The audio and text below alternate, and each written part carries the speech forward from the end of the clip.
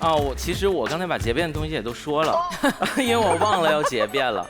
嗨，最后一点说的东西可能是我相对来说比较私人一点的想法。我忽然间发现，人生好像一直逼我们做投资。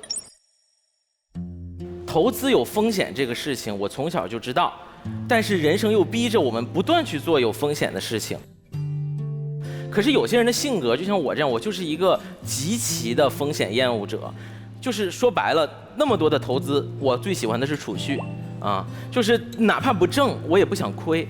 但是其实我们都知道，人和人结合就是去寻找那些你没有的另一个部分，这才叫伴侣，对吧？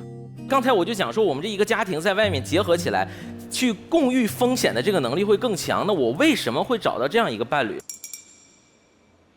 我的生命之中特别缺乏那种敢想敢干敢拼敢输敢赢的人。因为我是一个特别害怕这些东西的人，所以我很容易找到这样的人。那样人又一定有他的缺点，他接受不了谷底，他没有办法接受自己有一天把所有的钱都赔光了。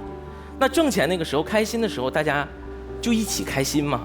那他没赚钱的时候，就是体现我这个人格内核，我为什么组建这个家庭里一个碎片的最重要的那个部分了，我给他托底嘛。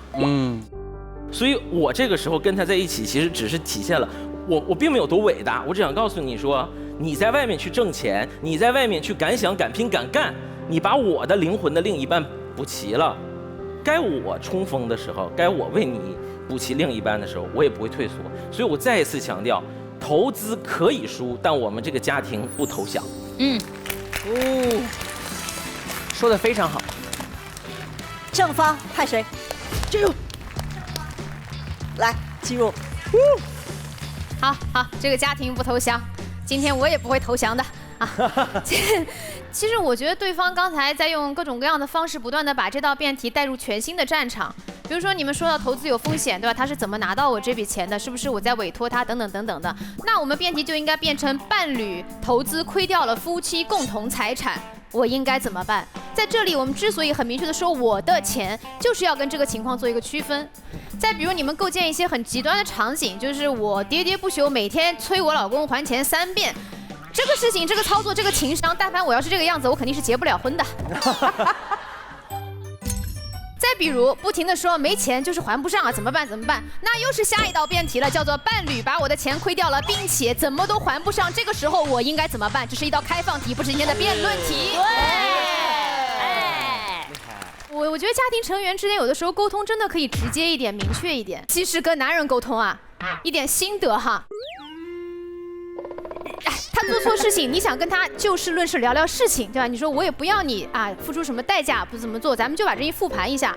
他不会跟你复的，他会说，那你要我怎么办？要我怎么样？对，事情已经这样子啊，你怎么样？我道歉是吧？我给你跪下的，不用，你还钱啊。over。对。反方中间我不太确定，大家如果心目当中有那个移动的话，会不会有那个原因？就是他们在奉献和牺牲当中呈现了一个很，我们不说它伟大，但是至少是一个很圆满的所谓家庭的那样的一个氛围。可是我想提醒大家，第一件事情就是我们不能因为一个坏事儿它有好处，我们就觉得它是一件好事儿。对。因为当你无论是像老冯他们说的，我看人的眼光有问题，还是他投资的眼光有问题，我们既然知道这个东西有问题，我们就不要再拿糖霜把它抹上一圈，然后告诉他说，可是我们很坚固。哇，好棒！我中间有一段很感动，是老冯说的那个，他是一个很这个风险厌恶的人，然后他想找那种敢爱敢拼的人。我确实是那种敢爱敢拼的人，但我不喜欢你啊。这就可以不讲的。我那段很感动，是因为我总觉得这是拼图嘛，你缺的部分刚好是我有的部分，可是我觉得那个不对，它应该是2块完整的圆，或者2块正方形。你们可以摆成两个菱形合在一起，你们可以摆成一个长的长方形，你们甚至可以分开，然后你们变成一个更大的这个范围，你们中间可以有孩子，可以有双边的这个家庭等等，你们不必觉得自己损失的那个部分哦，因为它填满了，所以我们很好。大概就这些，谢谢。是。